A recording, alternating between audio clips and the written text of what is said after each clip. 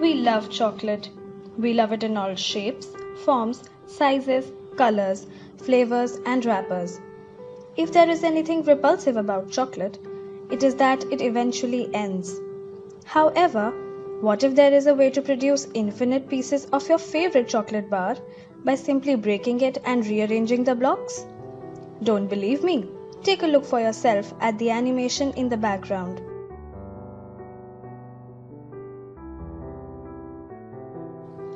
Now I assume you have had enough of chocolates, and if you gave a thought on what is happening, then like good magic tricks, it must have seemed so astonishing that you instantly want to know how this is done. For those of you who did not understand what is happening, this is called the infinite chocolate paradox, and as you can see, just by cutting chocolate in a special manner and rearranging the so formed parts, we can always get an extra piece of chocolate. Well, stop thinking about starting a business and making money. This is an illusion.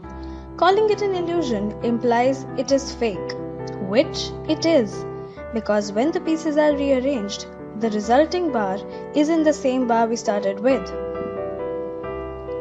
Before proceeding to understand how and why this is happening, let's see an example to understand the problem better.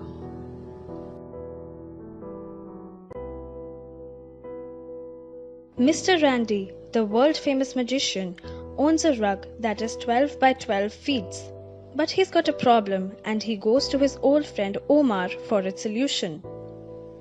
Randy said, "Omar, old pal, my electric heater overturned and burned this beautiful carpet. But by cutting and sewing, it will be easy to get rid of the hole."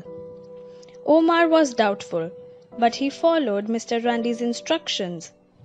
After the pieces were sewn together, the rug was still 12 by 12, but the hole had vanished. Omar asked, "Please, Mr. Randy, how did you do it? Where did that square foot come from to fill the hole?" How can two identical squares have different areas? What happens to the missing square unit?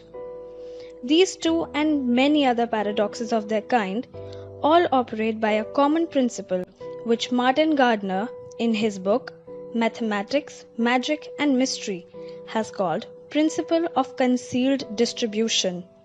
Let's see how this principle works with help of another paradox. Note that 10 vertical lines of equal length are so placed on the rectangle that if you follow the dotted diagonal from left to right, you find a progressive decrease in the length of the segments above the diagonal and a corresponding increase in the length of the segments below. Let's now cut the rectangle along the diagonal and slide the lower part downward and leftward to the position shown in this figure. If you count the vertical lines in this figure, you will discover that there are now only 9. Which line vanished and where did it go? Slide the lower part back to its former position and the missing line returns. But which is the line that returned and where did it come from? At first thought, these are puzzling questions, but it takes only a superficial analysis to realize that no individual line vanishes. What happens is that 8 of the 10 lines are broken into 2 segments, then these 16 segments are redistributed to form 9 lines, each a little longer than before.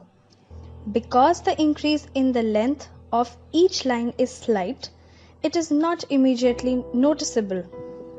Actually, the total of all these small increases exactly equals the length of one of the original lines.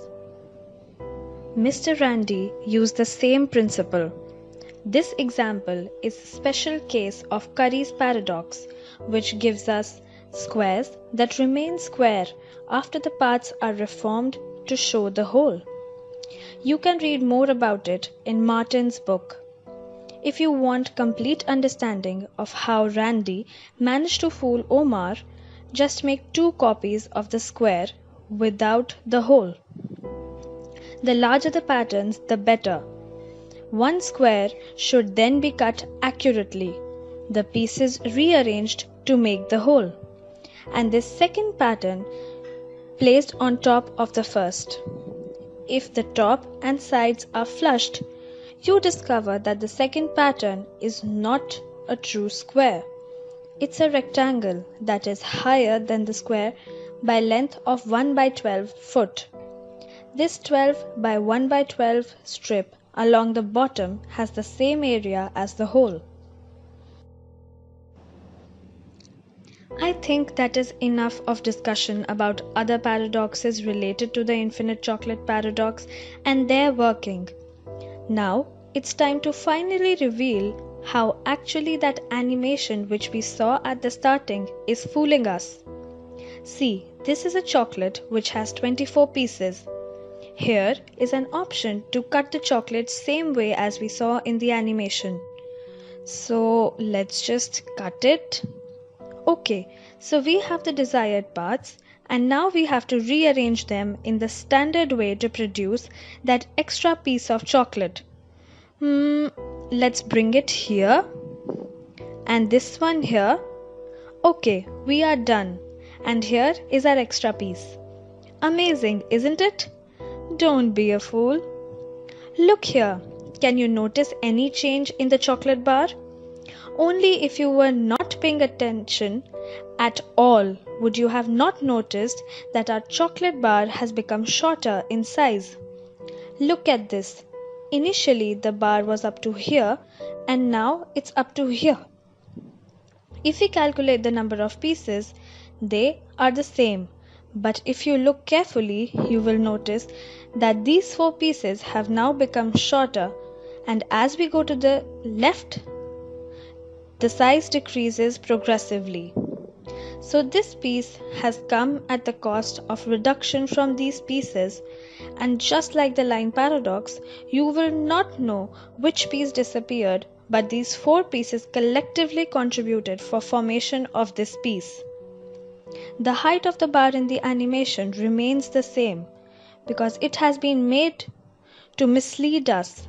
If you look carefully, when the pieces rearrange, the animation itself adjusts the size of the parts, and when they are joined, the resultant bar is the same bar we started with.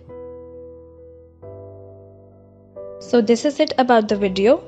You will be surprised to know that a similar puzzle has a connection to Fibonacci numbers, and the funniest versions of these paradoxes are those in which a drawing of a person is caused to disappear. These paradoxes have been used for more than a century as advertising premiums. In the 1880s, the American puzzle inventor Sam Loyd issued a circular version in which a Chinese warrior simply seems to vanish when a disc is rotated. It is called Get Off the Earth puzzle.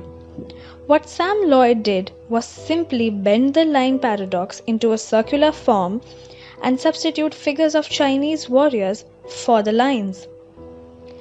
The principle behind is also the basis of an old counterfeiting method. It is possible to cut 9 notes into 18 parts following the pattern of the lines and then to rearrange them to make 10 notes. However, the new notes are easy to detect because their numbers will not match. In 1968, a man in London was sentenced to 8 years in prison for using the scheme on British £5 notes. The content related to this video is enormous, and we cannot cover everything in a single video.